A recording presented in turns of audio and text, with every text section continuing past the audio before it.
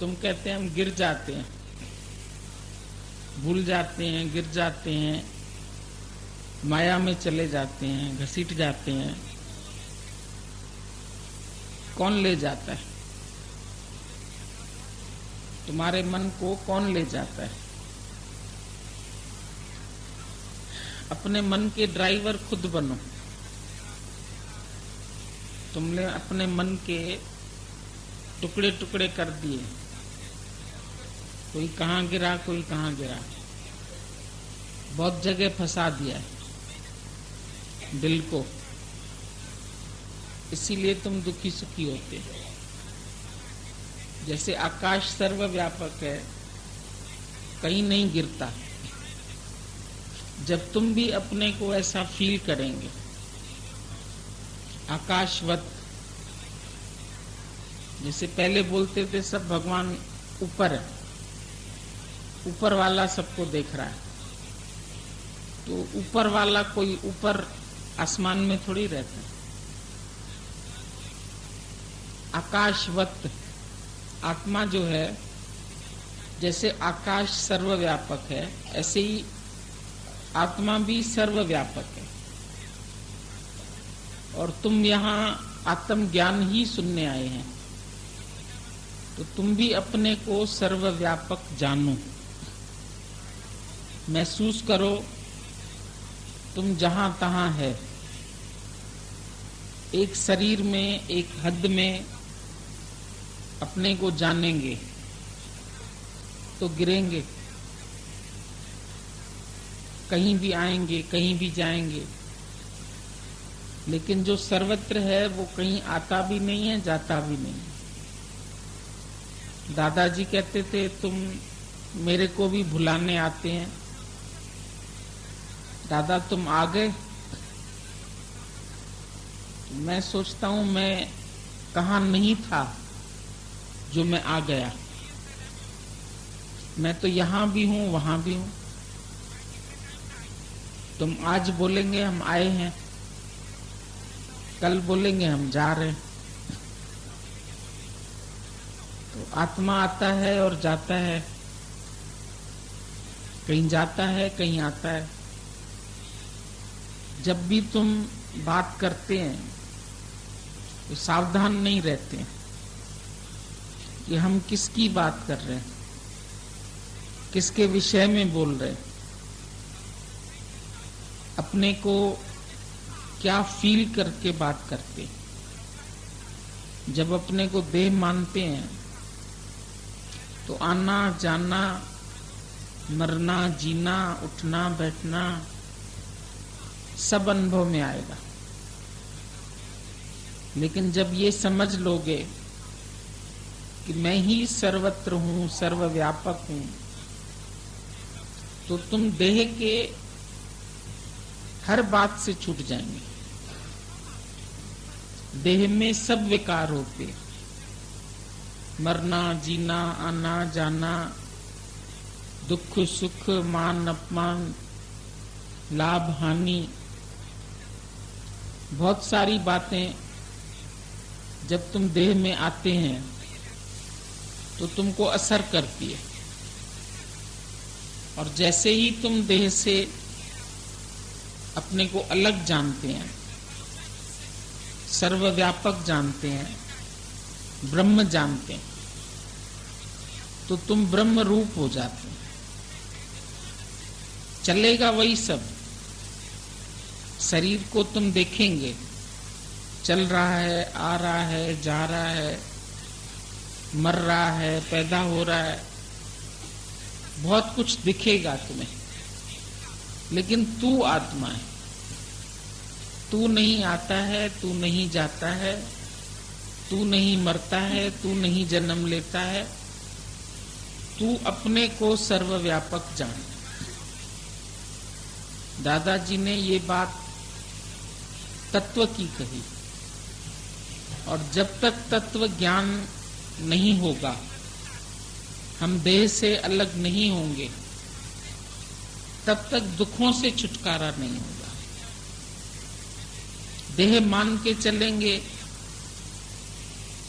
तो दुखी सुखी होते रहेंगे।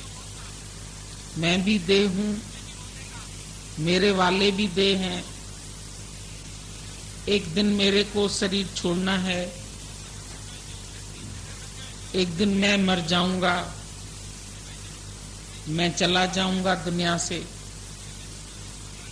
लेकिन ज्ञानी नहीं बोलता है मैं चला जाऊंगा, वो बोलता है one day this body will leave me. दादाजी ने अपना हाउ आई फील, अपना अनुभव लिखा, मैं क्या फील करता हूं। और उनका मकसद भी यही था कि तुम भी अपने को वही फील करो जो मैं फील करता हूं। उसने बोला I feel my self God निराकार। शुरुआत ज्ञान की हमारी इसी से ही होती है, पहले दिन का, आखिरी दिन का अनुभव यही है, ज्ञान यही है। शुरू से ही अगर हम आत्मा को जानेंगे तो इस देह में अटकेंगे नहीं,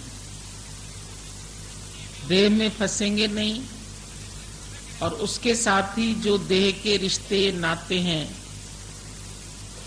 उनमें भी नहीं अटकेंगे।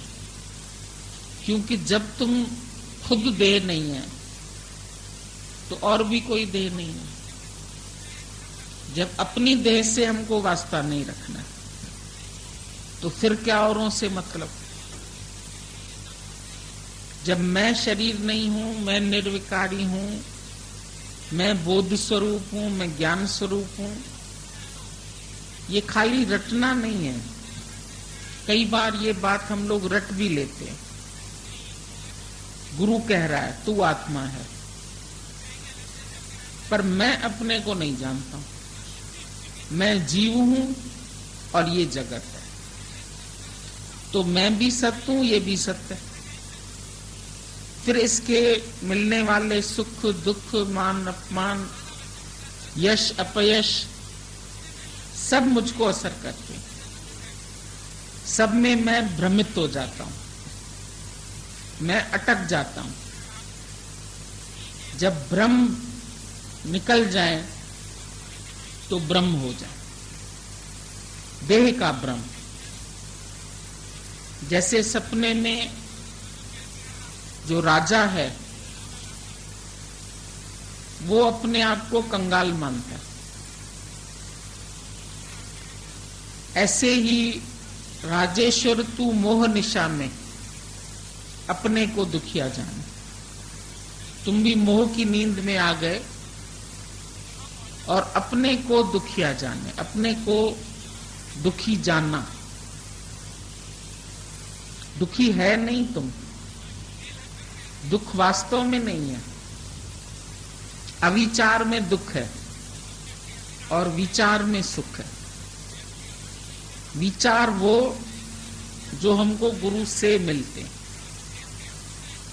अभी किसी ने सवाल पूछा है, यहां कोई मूर्ति नहीं है, कोई शास्त्र नहीं है, कोई मंदिर नहीं है, फिर सबकी आस्था किस में है? कहां से दौड़ के आते, क्यों आते? हमने बोला एक चैनल आस्था निकला है, उसको भी लोग आराम से देखते हैं। लेकिन यहां तो हमको साक्षात गुरु से ज्ञान मिलता है। जब कृष्ण आया तो गोपियों ने कोई मूर्ति को नहीं देखा, तब कृष्ण के कोई मंदिर नहीं थे, किसी मंदिरों की स्थापना नहीं हुई थी। लेकिन स्वयं जब योगेश्वर आ गया और उसमें अगर आस्था नहीं होगी तो फिर कहां होगी? जब कृष्ण योगेश्वर हमको मिल गया, गोपियों को कृष्ण मिला, उनका प्यार हुआ, वो दौड़ के पहुंची, उनका जगत भूल गया। बहुत यत्न साधन भी नहीं करने पड़े। कोई संत तुमको बोलेंगे प्राणायाम करो, कोई बोलेंगे योग लगाओ, कोई बोलेंगे समाधि लगाओ, ध्यान लगाओ, आया करो, दक्षिणा लेके आया करो, जाया करो। लेकिन यहाँ कोई किसी को बुलाता नहीं है कि तुम आया करो और जाया करो। ये गुरु पूर्णिमा वास्तव में पहले जब हम सुनते थे तो लगता था ये सब जितने भी गुरु है वो अपने शरीर को पुजवाते हैं। शरीर मानते हैं तो शरीर की पूजा होती है और उस पूजा में लोगों से दक्षिणा मिलती है। वो दीक्षा देते हैं, वो दक्षिणा देते हैं। तो एक कमाई का दिन है, सब जगह खास ये दिन मनाया जाता है। लेकिन यहां पर आज दिन तक हम लोगों को पता नहीं लगता था कब ये दिन आया, कब चला गया।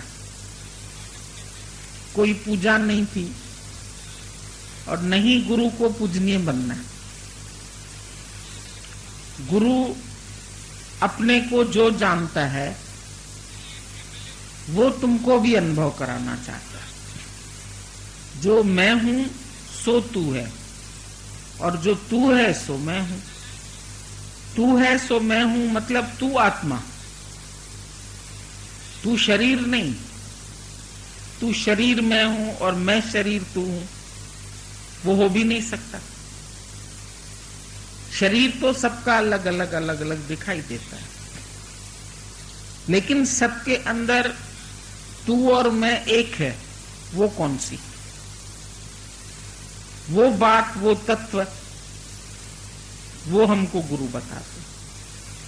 चाहिए कुछ नहीं, कोई दक्षिणा, कोई पैसा, कोई रुपया, कोई दान। दादा ने बोला ये तो सब कर्म धर्म जितने भी है बंधन के मूल, ये सब बंधन का कारण है।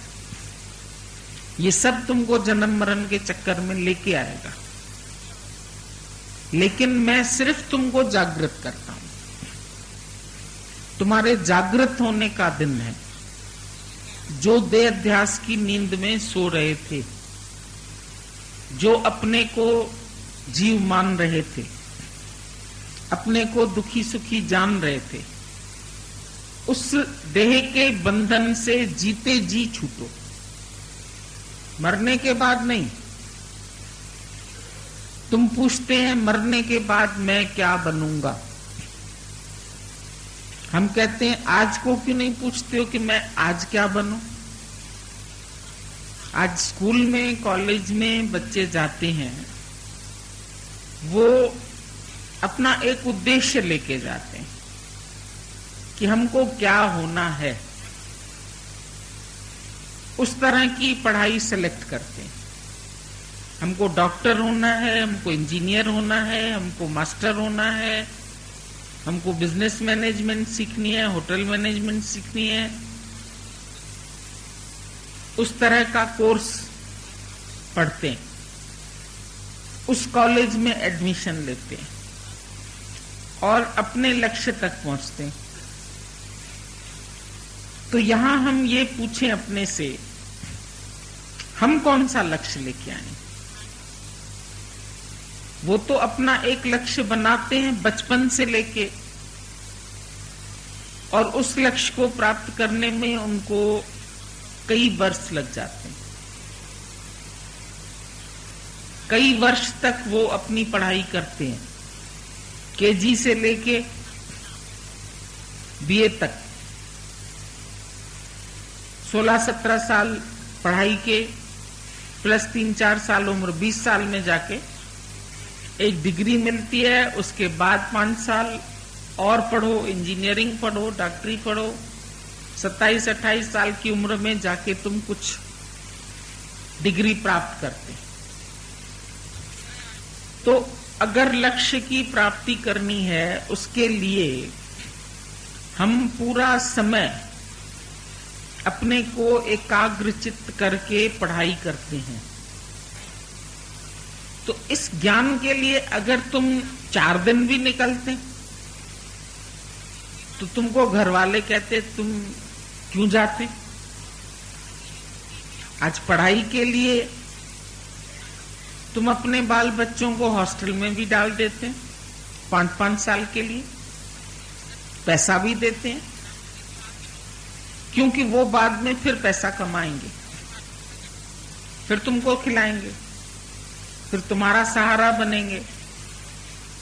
इसलिए हमें बच्चों का फ्यूचर बनाना है और बच्चों के लिए हमें चाहे अपने जेवर बेचने पड़े, चाहे हमको घर गिरवी रखना पड़े, लोन लेना पड़े। एजुकेशन लोन भी मिल रहा है, वो भी लेते हैं कि हमारा बच्चा कुछ काबिल बन जाए, अनपढ़ न रह जाए, गंवार न रह जाए, बुद्धू न रह जाए, अपना कोई उसके पास हुनर हो, अपना नॉलेज हो, वो समाज में प्रतिष्ठित व्यक्ति की तरह रह सके, गंवार की तरह नहीं रहे, सब्जी का ठेला नहीं लगाए, आम का ठेला नहीं लगाए, लेकिन ऑफिसर बन के एक सिग्नेचर मारे तो लाखों कमा ले। डॉक्टर सिर्फ प्रिस्क्रिप्शन लिखता है, तुम्हारा 500 रुपया उसी समय ले लेता, उसके एक सिग्नेचर की भी वैल्यू है। इंजीनियर के एक सिग्नेचर की वैल्यू है। और मजदूर बेचारे सारा दिन मेहनत करते हैं, टोकरी उठाते हैं, तो भी उनको उतना लाभ नहीं मिलता है। तो सब उस पढ़ाई के लिए सब जुट जाते हैं। घर के प्राणी आजकल संतान भी 1 या 2 पैदा करते, क्यों भाई? सबके पढ़ाई का खर्चा उठाना पड़ेगा, सबको अच्छा आदमी बनाना है। अगर ज्यादा संतान होगी और हमारे पास पैसा नहीं होगा तो हम बना नहीं पाएंगे। तो अपनी हैसियत के हिसाब से सब चलते हैं।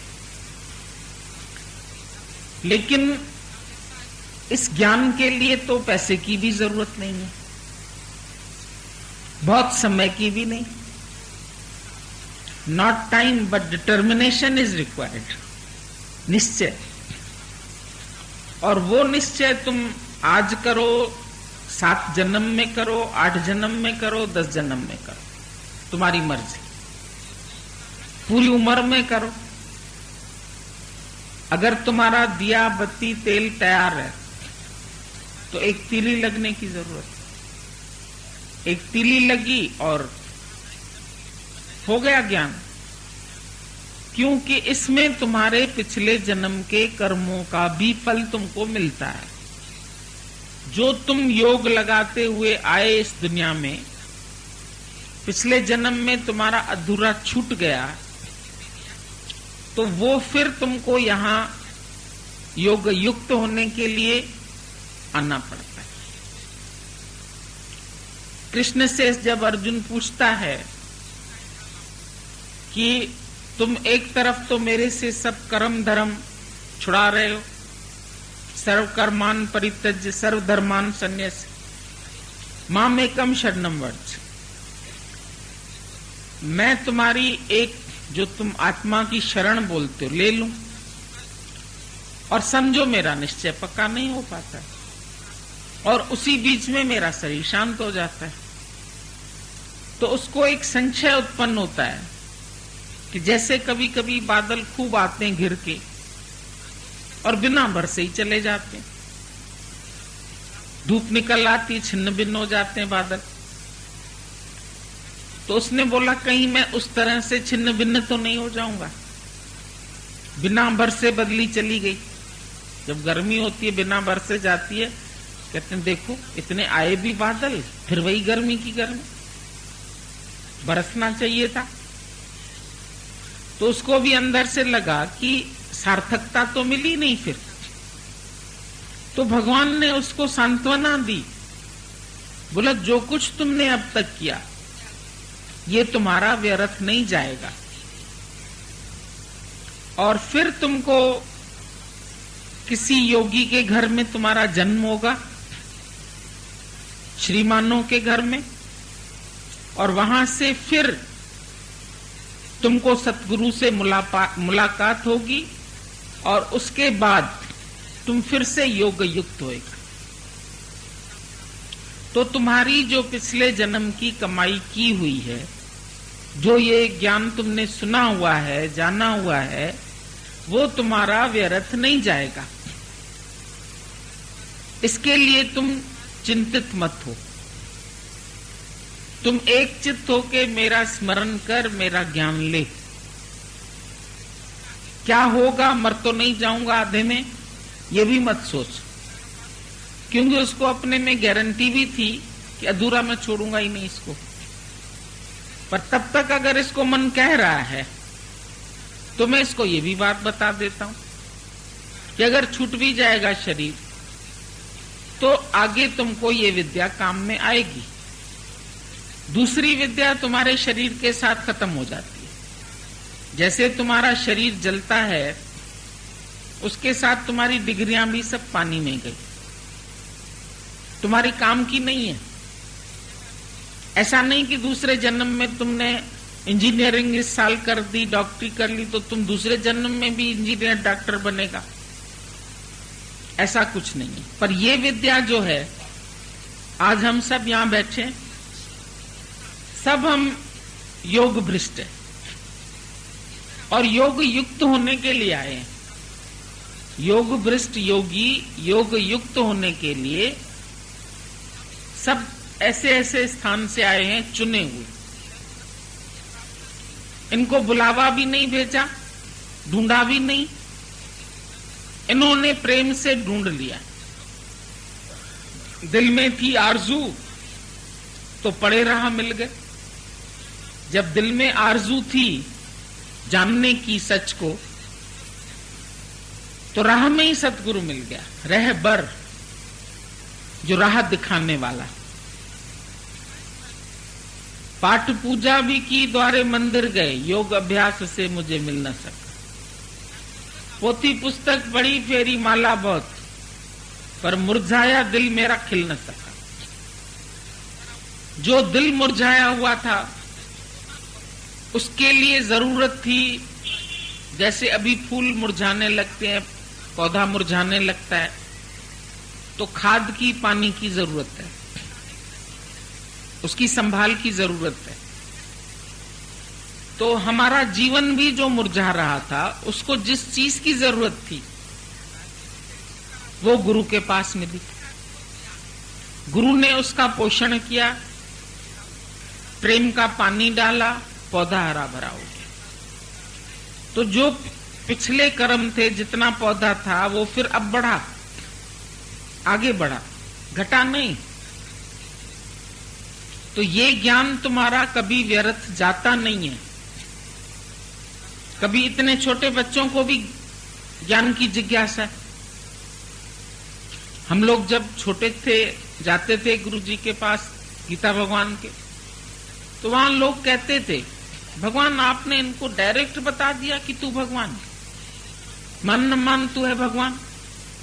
अभी तो ये बच्चे ही हैं, कॉलेज में पढ़ते हैं, इनको पहले तपस्या कराइए, कोई समाधि लगवाइए, कोई व्रत करवाइए, कोई शास्त्र पढ़ाए, वेद पढ़े। पहले दिन से आप इनको ये सब बात कैसे बताए? बोला ये सब कुछ पहले करके आए, इतने गारंटी से बोल देते थे। ये सब करके आए हैं तभी तो यहां बैठे हैं, और तभी तो इनको ये बात समझ में आ रही है। नहीं तो कॉलेज से दौड़ते हुए ये काहे के लिए आए यहां पर? जाएं, घूमें, पिक्चर है, घूमना है, फिरना है, बहुत दुनिया में ऐश अशरत है, जाके करें। लेकिन यहां जो बैठे हैं, किस लिए बैठे हैं? यहां ये सच को जानने के लिए बैठे, अपने आत्म रूप को जानने के लिए बैठे। और इनको जो ये बातें चल रही है, ज्ञान, यहां अध्यात्मक ज्ञान चल रहा है, सांख्य योग चल रहा है, ये इनको समझ में आ रहा है, तभी तो बैठे। अगर मुझे बीए की पढ़ाई नहीं समझ में आए तो हम उस क्लास से उठ जाएंगे। समझ में आ रही है तभी तो वहां बैठे हैं। तो ये ज्ञान सबको नहीं समझ में आता। कई यहां आके भी वापस चले जाते हैं, नहीं बाबा हम तो पूजा पाठ करेंगे, हम तो व्रत नेम करेंगे, हम तो तीर्थ स्नान करेंगे, हम ये करेंगे, हम वो करेंगे। बहुत सारी बातें लोग कहते हैं कि ये तो नास्तिकी बना देंगे हमें, व्रत भी नहीं करें, ये भी नहीं कर। जिनको चाहना होगी व्रत छोड़ नहीं पाएंगे। कहीं मेरे बेटे का अनिष्ट न हो जाए, कहीं मेरे पति का अनिष्ट न हो जाए, ये पूजा मुझे जरूर करनी है, ये मैंने मन्नत मानी हुई है, मेरे को यहां जाना जरूर है। अगर कभी छोड़ भी देते हैं तो फिर सोचते हैं अरे हमने ये छोड़ दी तो शायद इसीलिए नुकसान पे नुकसान हो रहा है। फिर आते हैं हमारे पास, हम सोचते हैं इनको वहम है, हमसे पूछते हैं, हमने तुमको वहम है तो जाके करो जो तुम्हें करना है, रोकते तो हम किसी को नहीं। पर इतना जानते जरूर है, उनको भी कहते हैं तुम भी जानो, जो होनी है वो होनी है, अनहोनी नहीं होनी है, सब होना है। ये सब खेल जो है प्रकृति में, ये सब बना पड़ा है। मेरे व्रत रखने से किसी की आयु बड़ी हो जाए तो पतियों को भी कोई व्रत रखना चाहिए कि पत्नी भी हमारी बड़ी हो तो सेवा करेगी। अगर पत्नी मर जाएगी तो उसकी सेवा कौन करेगा बुढ़ापे में? उनको भी एक आध दिन व्रत रखना चाहिए, लेकिन वो नहीं रखते। वो तुम्हारे लिए नहीं रखते, क्यों? तुम्हारी जरूरत नहीं है उनको दूसरी मिल जाएगी, ऐसा वो समझते हैं। और औरतें भी अपने को कम समझती हैं कि हम तो भाई ठीक है, पैर की जूती है, उतार देंगे दूसरी पहन देंगे। तो ये सब कुछ करने से, व्रत करने से, उपवास करने से अगर किसी की आयु बढ़ जाए तो फिर कोई मरे भी नहीं, फिर उसको मृत्यु नहीं आ सकती है। लेकिन ऐसा भी नहीं होता, उसको भी कोई नहीं रोक सकता है। जब मृत्यु को आना होता है तो मृत्यु को भी कोई नहीं, शरीर को जाना है तो जाना ही है। शरीर से कोई अमर नहीं रहा, उनका ज्ञान अमर है, उनका जीवन जो उन्होंने जिया, जो हम लोगों को संदेश दिए, जो ज्ञान दिया, वो जीवित है। वो अपने आज कृष्ण गीता के रूप में जीवित है, भागवत के रूप में जीवित है, उसका आदर्श जीवित है। बाकी शरीर से तो उनको भी तीर लगा तो चला गया। शरीर तो किसी का अमर होने वाला नहीं है, और उसके लिए ऐसे कारण बन जाता है। कल परसों किसी ने बोला भाई दांत में दर्द था, वो बेचारा डॉक्टर के पास गया, डॉक्टर का सीढ़ी पे दुकान, चढ़ के गया, पहले सीढ़ी से पैर फिसला उसका, जवान था 30-32 साल का, पैर फिसला, फिसलते फिसलते लास्ट में आया, गिरा, सर फट गया, मर गया। अब उसको ये होता कि दांत का दर्द का खाली लेना है, वो तो कोई टेबलेट भी ले सकता था, लेकिन काल उसको खींच के लेके गया, उसको कोई नहीं बचा सकता। गुरु ये निश्चय कराता है, कुछ भी हो जाए उसके लिए तुम तैयारी कर लो, आनी सब पर है मृत्यु। ये नहीं कि ये करने से नहीं होगा, ये करने से नहीं होगा, ऐसा करने, ये कोई भी नहीं कर सके।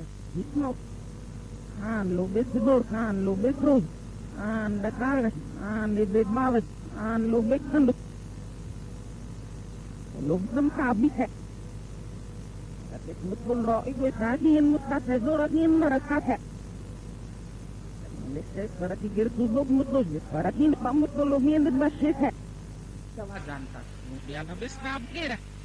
वो अपना झोला लेकर के सोचा राजा है, अपने राजा को बचाना हमारा धर्म है, मैं जाता हूं, मैं उसको बचाऊंगा। झोला लेकर के गया।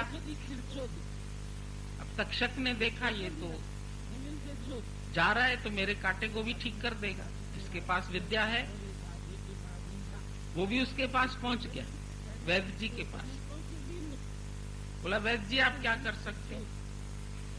बोला मैं कैसे भी सांप के कांटे को ठीक कर सकता हूं। बोला तक्षक के नाक को तो नहीं ठीक कर सकते। बोला नहीं उसको भी ठीक कर सकते। तक्षक ने बोला अच्छा मैं तक्षक हूं, मैं देखना चाहता हूं। उसने एक पेड़ को काटा, पेड़ हरा भरा था, देखते देखते पीला हो गया, जहर चढ़ गया उसमें, गिरने लगा। वैद्य जी को बोला बचाओ इसको। वैद्य ने ऐसी दवाइयां डाली, पेड़ फिर से हरा भरा हो गया। अब वो सोच रहा है तक्षक ये तो सही में इसको आता है, मैं उसको काटूंगा फिर ये बचा लेगा। बोला क्या जहां तक तुम देख सकते हो वहां तक तुम पहुंच जाते हो और कहां नहीं पहुंच सकते हो बाकी? बोला जिस चीज को नहीं देख पाऊंगा उसको नहीं पहुंच सकता उसका। अच्छा तो उसने सोचा कि मुझे देखेगा तब तो आएगा ना इलाज करने के लिए।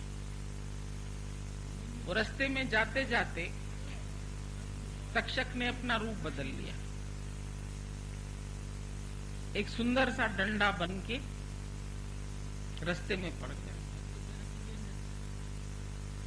वैद्य जी आ रहे थे, बूढ़े थे थोड़े, झोला लेके थक गए थे, सुंदर सा डंडा देखा उठा लिया।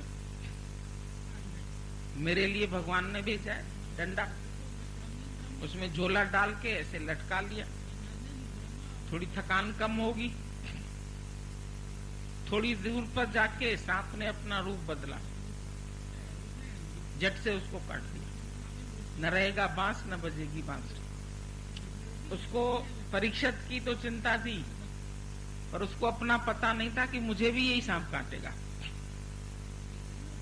इंसान दूसरों के बचाव के लिए तो बहुत सोचता है, बेटे को बचा लूं, पति को बचा लूं, फलाने को बचा लूं, उसको ठीक कर दूं। और डॉक्टर तो छाती ठोक के मैं रामबाण औषधि है, मैं सबको ठीक कर सकता हूं।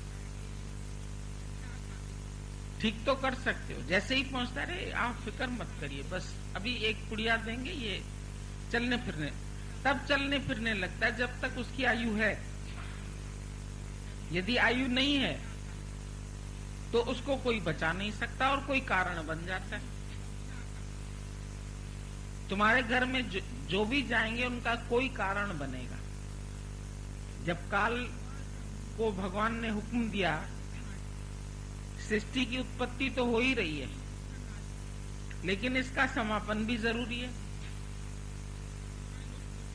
क्योंकि अगर वही लोग जीवित रहे तो फिर नई सृष्टि कहां रहेगी?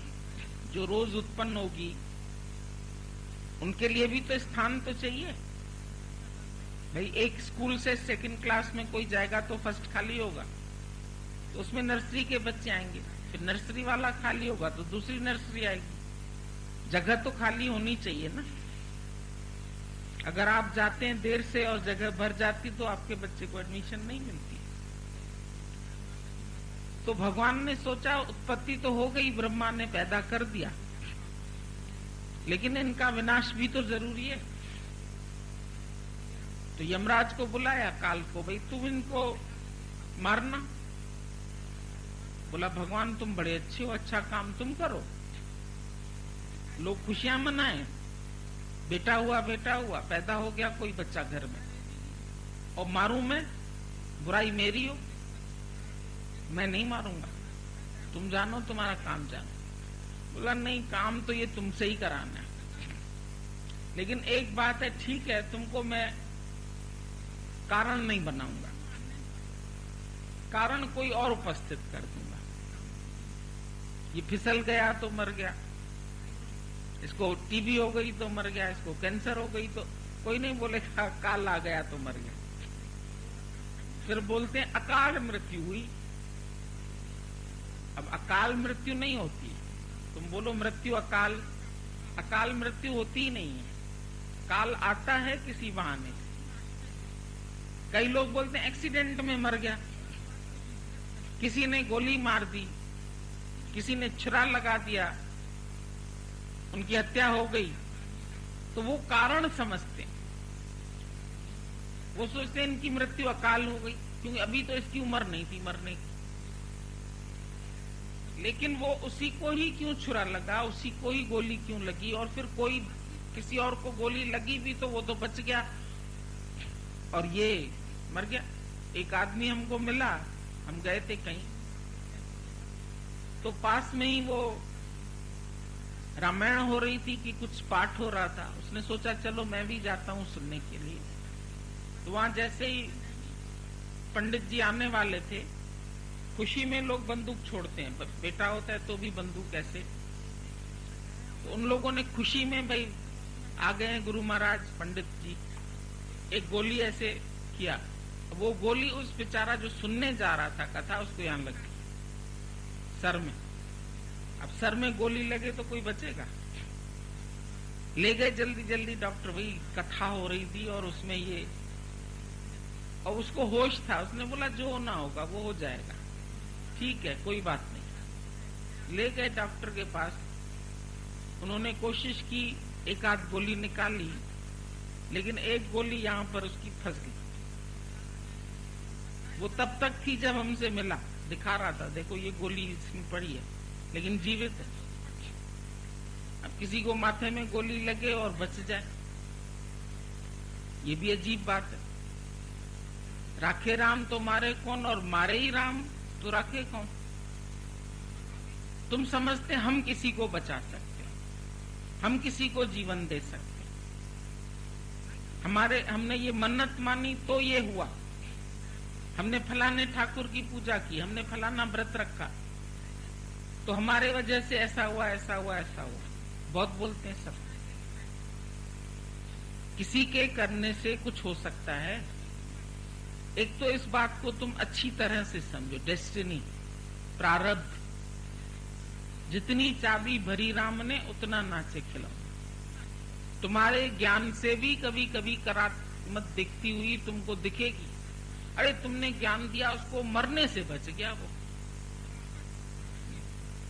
उसको ज्ञान भी प्रारब्ध द्वारा मिलना था, तब वो सुसाइड से बच गया।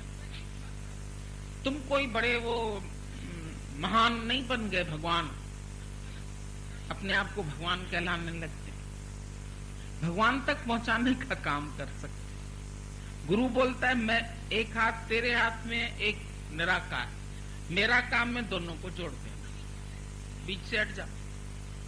तुम अपने ही को भगवान कह के पुजवाने लगते, वो गलत है। अपना प्रभाव समझने लगते हैं, मेरी वजह से ये लोग खुश हो गए।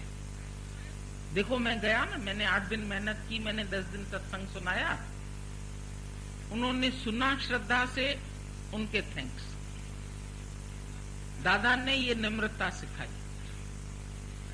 ये झुकना सिखाया, ये अहंकार गंवाना सिखाया।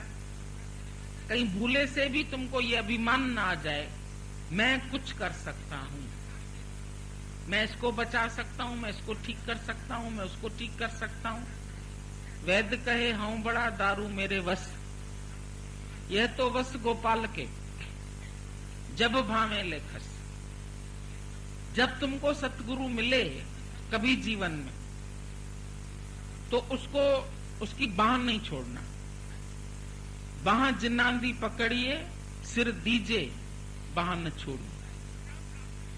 जिसकी बाह एक बार पकड़ लो, सिर जाए तो जाए, लेकिन उसकी बाह हमको नहीं छोड़नी, क्योंकि जहां से हमको जीने की कला मिली। जन्म तो मां बाप ने दिया, पर जीना नहीं आया,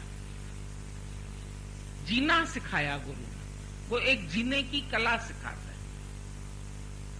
बाकी तो मैसेज ही दे सकते हैं, मैसेंजर हो सकते, तो मैसेज पास ऑन कर सकते, लेकिन कुछ भी बनेंगे, कोई करामत अपने में समझने लगेंगे, कोई करिश्मा समझने लगेंगे। दादा ने बोला मैं कोई करामात नहीं करता। करामात करना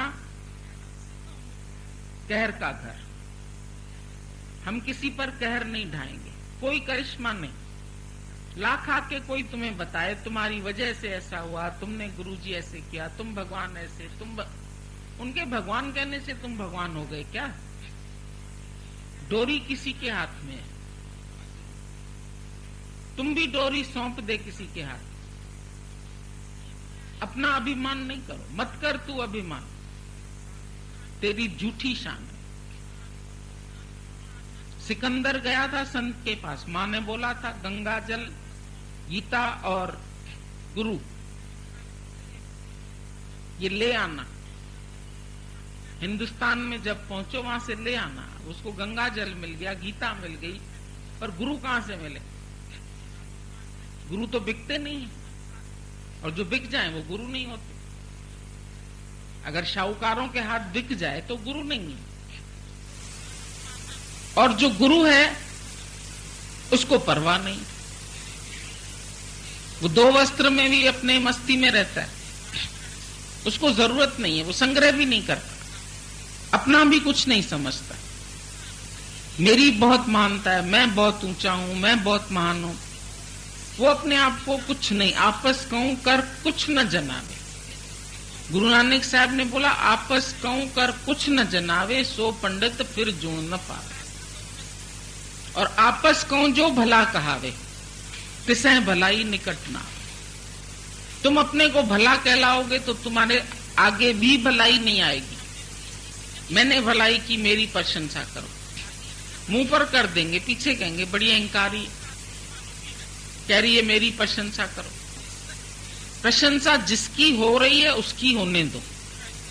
जिसकी सारी प्रकृति आज आरती उतार रही, तुम क्या दे सकते हैं?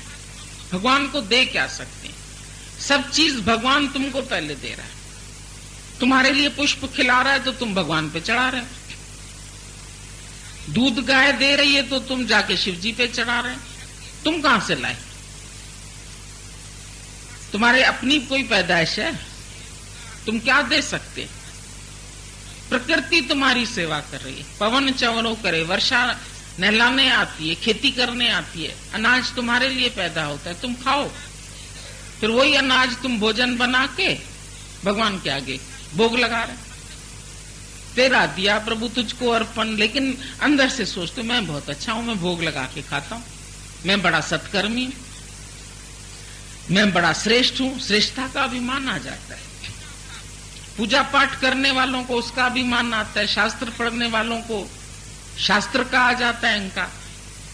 मैंने बहुत शास्त्र पढ़े, बहुत वेद पढ़े, वो भी अभिमान आ जाता है।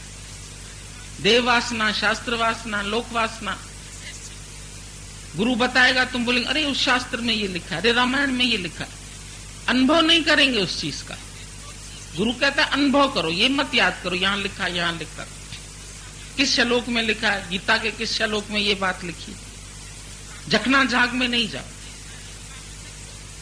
दवा कैसे बनी तुम कारखाने में जाके देखने जाते हैं। तुमको टैबलेट मिलती है, तुम विश्वास से उसको खा जाते। हमारी बीमारी इससे दूर होगी। गुरु वचन दे रहा है, तुम हजम कर जाओ। बाकी तुम बात काहे के लिए करते? पूछते काहे के लिए? कैसे बनी, कहां से बनी, कहां से लाए, कौन से डॉक्टर से लाए, इसका रैपर कैसा है, इसके रंग कैसा है, उससे तुम्हारा कोई मतलब?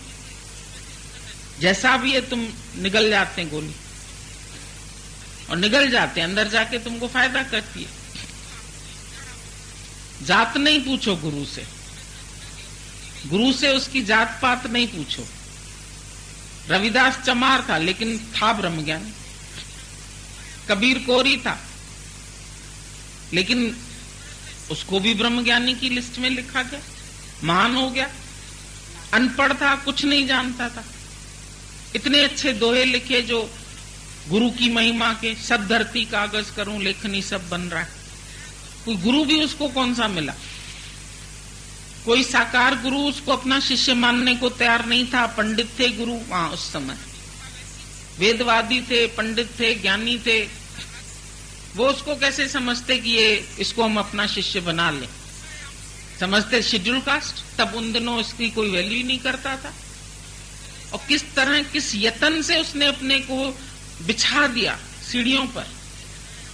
बेचारा सीढ़ियों पर बिछाना माना समर्पण करना, कंप्लीट उसने अपने आप को समर्पण कर दिया। और अंधेरे में रामानंद नहाने आते थे, उनका पैर पड़ गया उसके ऊपर। हैरान हो गई, ये सीढ़ियों पर कौन लेटा हुआ है? अंधेरे में 4 बजे नहाने जाते थे गंगा पर, और वो लेटा हुआ है, सिर्फ पैर पड़ा। अरे बेटा बोलो राम, मिल गया मंत्र। उतने से ही, एक शब्द से उसने गुरु समझ लिया, जान लिया, उसकी महिमा को जान लिया और अपने को गुम कर दिया। इतनी गुरु महिमा लिखी उसने कि सब धरती कागज करूं लेखनी सब बन रहा है, 7 समुद्र की गुरु गुण लिखा न जाए। इतनी गुरु महिमा उसने लिख दी। उसके अंदर में ऐसा भाव आया कि ये सब उसकी कृपा से हुआ। उसने अपने को दास कबीर बोला बार बार। दास कबीर जतन से ओढ़ी, ज्यों की त्यों धर दी। इतनी उसको अकल थी, ये चादर मिली है, बहुत जीनी है, जल्दी खत्म होने वाली, पता नहीं कौन सा समय आ जाए। जीनी रे जीनी, बहुत जीनी है, आज नहीं कल खत्म हो जाएगी, बचेगी नहीं। इसका उपयोग करना है, मिली है जिस कार्य के लिए वही करना है। और काज तेरे किते न काम मिल साध संगत भज केवल ना। गुरु नानक साहब ने बोला सिर्फ इस काम के लिए ही तुमको ये जन्म मिला। भज केवल नाम, एक केवल जानना ब्रह्म को, परमात्मा को, सच को, सच से मिलना, एक ही काम था तुम्हारे पास। और काज तेरे किते न काम, धन दौलत इकट्ठा करना, माया इकट्ठी करनी, दुनिया भर की शोहरत, इज्जत, बढ़ाई नहीं चाहिए। कोई पहचानता नहीं था, धन की आवश्यकता नहीं थी, लोभ था नहीं। राजा ने पालकी भेजी, परवाना भेजा, आओ हमारे पास आके सत्संग सुनाओ। राम परवाना भेजिया, वाच कबीरा रो, पढ़ के रोने लगा। रे वैंकुट में बुला रहा है मुझे, सुख है राजाई में सब, खाना पीना आराम से उसको मिलता, गुरुजी बन के बैठ जाता। बोला क्या करूं तेरी वैंकुट को, जहां साध संगत नहीं है। ये ज्ञान तो साध संगत में मिलता है, संघ से मिलता है। बुद्ध ने संघ बनाया, संघ की बहुत महिमा है। संघ में बैठ करके तुम सत से जुड़ते, संघ में बैठ के तुम सत की चर्चा करते,